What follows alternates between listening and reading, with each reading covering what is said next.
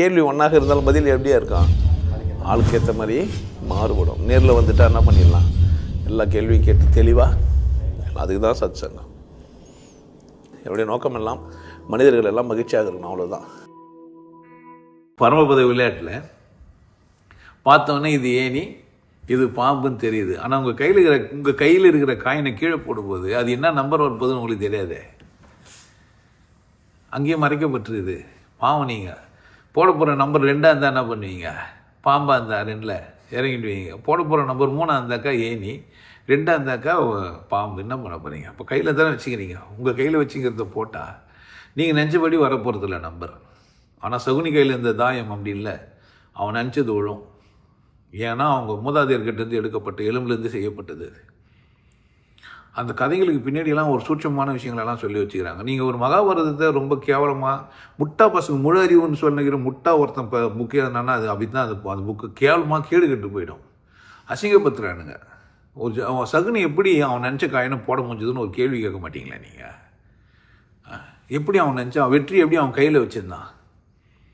அவனை நீங்கள் அசிங்கமானவன் சகுனி, அவன் கேவலமானவன் அவனா சொன்னான்னா அப்படியே சிந்திக்கிறீங்க. அங்கே ஒவ்வொரு கேரக்டருமே வித்தியாசமானது. அந்த வியாசன் ஒருத்தரையுமே அதில் இருக்கிற ஒருத்தரையுமே சராசரி மனுஷங்களோட ஒப்பிட்டுலாம் பார்க்கக்கூடாது. அவங்க எல்லாருமே பிரில்லியன்ட்டு தான். அங்கே எல்லாருமே முதல்ல வேணும்னே தோற்றுவிட்டு வெற்றியை கொடுத்து அப்புறமா அவன் நினைக்கிறத உழ வைக்கிறான்னா அப்போ என்ன? அப்போ பரமபத விளையாட்டோ இல்லை ஏதோ சூதாட்டமோ எந்த கருமாக இருந்தாலும் போட்டோம், வெற்றியை நிர்ணயிக்கிறது உங்கள் கைகள் தான்னா. ஆனால் அதுக்குள்ளே நீங்கள் நினைக்கிறது ஏன் வரல? சகுனி நினச்சது எப்படி வந்தது? தர்மன்னு நீங்கள் சொல்கிற ஒரு ஆள் போட்டால் அவனுக்கு ஏன் அவன் நினச்சது வரல? அவனை கூட தானே விளையாடினான். அப்போ தர்மனுக்கு வராத ஒன்று சகுனிக்கு எப்படி வந்தது? அப்போ சகுனிக்கிட்ட இருந்த தர்மம்னா உங்களுக்கு பேர் கேட்டவுடனே மயக்கம்.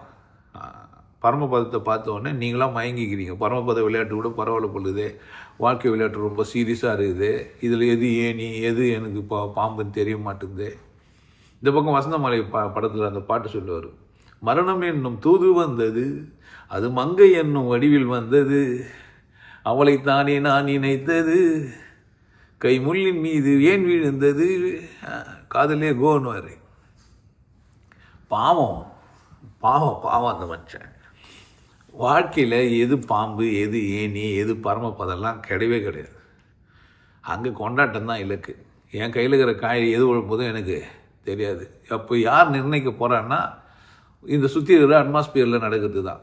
இப்போ சயின்ஸாக நீங்கள் பார்த்தீங்கன்னா உருட்டி விடும்போது உங்கள் பலம் எப்படி உருட்டினீங்க, நீங்கள் காயினை எப்படி வச்சுருந்தீங்க, நீங்கள் உருட்டும்போது உங்கள் கையிலேருந்து எந்த மாதிரியான ஸ்ட்ரென்த்து வந்ததுன்னெலாம் பார்த்து ரோபோ கிட்ட சொல்லி காயினை உருட்ட சொன்னீங்கன்னா கரெக்டாக 1ஆம் நம்பர் போடணும். அந்த ரோபோ என்ன பண்ணணும்னா அதுக்கேற்ற மாதிரி அந்த காயினை வச்சு செய்ய முடியும். ஏன்னா ஒரு 10,000 20,000 மூளை அதில் வேலை செஞ்சதுன்னா ப்ரோக்ராம் எழுதிச்சேன்னா அது கையில் 2 தாயக்கட்டியை கொடுத்து உருட்ட சொன்னால் அந்த பவரோடு அது அந்த விரல்களில் வச்சு அந்த நம்பரை வச்சு ஊட்டி நம்பர் 5 வரணும் அப்படின்னா 5 வரும், தாயம் வரணும்னா தாயம் வரும், 12 வரணும்னா 12 வரும், 6 வரணும்னா 6 வரும். செய்யும் அது மாதிரி காயினை அடக்கி ப்ரெஷரை கொடுக்க முடியும். ஆனால் மனுஷனால் செய்ய முடியலன்னு நீங்கள் நினைக்கிறீங்க. இப்போ சகுனியில் எப்படி செய்ய முடிஞ்சது? எப்படி வெற்றி அவன் கொண்டு வந்தான்? நான் சூதாட்டத்தில் கெட்டிக்காரன்னு புரிஞ்சு வச்சுக்கிறேன். அப்போது ஒரு விஷயம் என்னை புரிஞ்சு வச்சுருக்கணும். இவ்வளோதான் விஷயம். சகுனிக்கு அவனை புரிஞ்சுது, அந்த மாதிரி உங்களை புரிஞ்சுதானா பரமபத விளையாட்டு நீங்கள் ஈஸியாக விளையாடலாம். உங்கள் வாழ்க்கை விளையாட்டு உங்களுக்கு ஈஸியாக விளையாடலாம். உங்கள் இயலாமே ஒரு வரன்ற நான் முடியாததை ஏன் பிடிச்சின்னு திரிறீங்க? விட்டுருங்களேன். எது முடியாது விட்டுருங்களேன். ஒத்துக்க மாட்டேன்றீங்க. இங்கே பிரச்சனை ஒத்துக்காதது தான். சகுனி எல்லாரும் வில்லனா சொன்னாலும் அவனை ஒத்துக்கினான் தானே. அதை பற்றி அவனுக்கு அக்கறை இல்லையே. அவன் இலக்கு என்ன? இந்த சாம்ராஜ்யத்தை அழிச்சிட்டு போயின்னா அழிச்சிட்டான். ஸோ இலக்கில் வெற்றி பெற்றவர் யார் இப்போ இதில்? அப்போது அப்படிலாம் கிடையாது. வெற்றி தோல்வி கூட இல்லாத விளையாட்டு விளையாடலாம் நம்ம. அது மகாபாரத காலத்தில் இங்கேருந்து எத்தனை ஆயிரம் காலம் 1000மோ இல்லை 2000மோ தெரியல, ஏதோ ஒரு காலத்துக்கு முன்னாடி பழசு. உலகம் இப்போ புதுசில் இருக்குது. ரோபோ கிட்ட சொல்லி போட முடிஞ்ச அளவுக்கு ஆகிட்டான். நம்ம எல்லாத்துக்கும் மருத்துவம் இருக்குது. இந்த காலத்தில் போய் ஒரு மனுஷன் சந்தோஷமாக இருந்தால் பாவம் இல்லையா? இதில் வர பாம்பு எது ஏன் இதுன்னு பார்ப்பியா? பாம்பில் இறங்கி பாம்பில் இறங்கி திரும்ப ஏனில் ஏறு, திரும்ப ஏனில் ஏறி பாம்பில் இறங்கி ஜாலியாக இல்லை, கொண்டாட்டமாக இருக்குது, மகிழ்ச்சியாக்கு வாழ்க்கையை கொண்டாட்டம். இது அதெல்லாம் யோசிக்காத. இது சரி தப்பை விட்டுரு. தேவையில்லைன்னு பாரு. உனக்கு சரி தப்பு தான் உன் வாழ்க்கையை தோக்கடிக்க சொல்லு. இங்கே சரி தப்பெல்லாம் இல்லை. சகுனி சரி தப்புன்னு உனக்கு எவனோ சொல்லிட்டானுங்க. நீ அதனால சகுனி தப்பாகவே பார்த்துங்கிற. சகுனி மாதிரி ஒரு சரியான ஆள் இல்லை. என்னடா இந்த பக்கம் பேசலன்னு வச்சு போகிறீங்க. எல்லாருமே வேல்யூவானவங்க தான். அங்கே கர்ணன் மாதிரி ஒரு ஆள் இல்லை, கண்ணன் மாதிரி ஒரு ஆள் இல்லை, சீதா அவன்கிட்ட போனால் சீதா மாதிரி ஒரு ஆள் இல்லை. அந்த கதையில் வர எல்லாருமே மகாபாரத ராமாயணத்தில் வர எல்லா கதைகளிலுமே பின்புலமாக ஒரு விஷயம் உள்ள ஊடாடி இருக்கும். அந்த சொல்லப்பட்டவன் இருந்தான்ல, அவன் அடைஞ்ச ஸ்டேட் இருக்குதுல்ல, அது என்ன அவன் எங்கேருந்து சிந்திச்சான்னு யோசித்து பாருங்கள். வாழ்க்கையை திரும்ப சொல்கிறேன், பரமபத பாட்டத்தோடு ஒப்பிடாதீங்க. உமர் கயாம் கூட அப்படி தான் சொல்கிறான், வாழ்க்கை ஒரு சூதாட்டம் அப்படின்லாம் கிடையாது. ஒரு சீட்டு ஆடும்போதே சீட்டு ஆடுற சில பேருக்கெல்லாம் பார்த்தீங்கன்னா எது ரம்மி செய்கிறோம், எது டிக்கு செய்கிறோம், கீழே இருக்கிற கார்டில் ஏதோ ஒன்று மிஸ் பண்ணிட்டான், அவன் போட்ட கார்டோடு அவன் எதை வச்சுன்னு இல்லாமங்கிறான், எதுக்காக அவன் எதிர்பார்த்து ஆடுனுங்கிறான், எந்த கார்டெல்லாம் யார் யார் கையில் இருக்குன்னு ஒரு கெஸ் பண்ணுற அளவுக்கு புத்திசாலி ஈஸியாக ஜெயிச்சிடுவான். செஸ்ஸு ஒருத்தன் ஜெயிச்சிட்டான்னு சொன்னால் நீங்கள் நினச்சிக்காதீங்க, அவன் ஒன்றும் பெரிய பில்லியன் இல்லை, மூலத்திறன் அவனுக்கு இருக்குது. 64 மூவம் தெரிஞ்சு வச்சுக்கிறான் அவன். 64வது மூவை சிந்திக்க முடியுது அவனால், அவ்வளோதானே தவிர அது ஒன்றும் இல்லை. வாழ்க்கையை நான் சொல்கிறேன், அவ்வளோ பிரில்லியன்ஸே தேவையில்லை. ரொம்ப மரியாதையாக என்னை சந்தித்து ஒரு 40 days கோர்ஸ்க்கு வந்துடுங்க. அதுமாதிரி பரமபத விளையாட்டு இல்லை, எந்த மாதிரியான விளையாட்டு, எல்லா மாதிரியான விளையாட்டும் விளையாடலாம். வாழ்க்கையே விளையாடுங்க, கொண்டாட்டமாக இருங்க. ஏனி பாம்பு நீங்கள் நிர்ணயிக்க முடியாது, கையில் கற்று போட்டாலும் என்ன வரும்னு உங்களுக்கு தெரியாது. எல்லாமே யார்கிட்ட இருக்குது, கடவுள்கிட்ட இருக்குது. ஸ்டேட்டு நேராக கடவுள்கிட்ட பேசிக்கலாம். எனக்கு என்ன கொடுக்கணுமோ அதை தான் கொடுப்பான். என்ன கொடுப்பான் தில்லை அம்பலத்தான், தன்னையே தருவான் அம்பலத்தான். இந்த அம்பலத்தான் உனக்கு எல்லாத்தையும் தந்துக்கிறான். உனக்கு ஒரு சந்தர்ப்பத்தை குத்து மனுஷனை ஆக்கி நிற்க வச்சுக்கிறான், இல்லை மனுஷன் ஆக்கி நிற்க வச்சுக்கிறான்.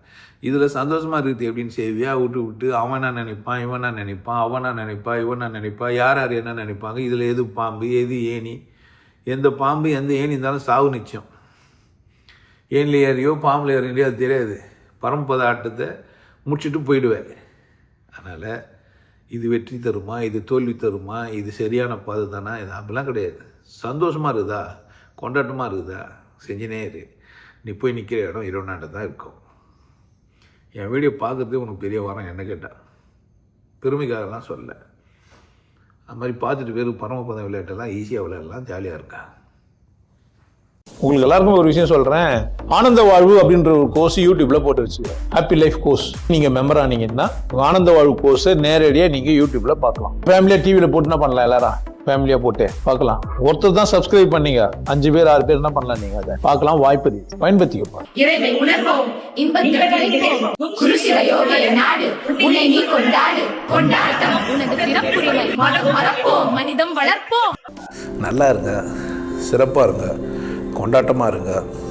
உங்களை நீங்கள் மதிப்பு மிகுந்தவராக மாற்றுறது உங்கள் கையில் தான் இருக்குது. நல்லா இருங்க. நான் ஒரு வாய்ப்பு என்னை பயன்படுத்திக்கலாம். நல்லது.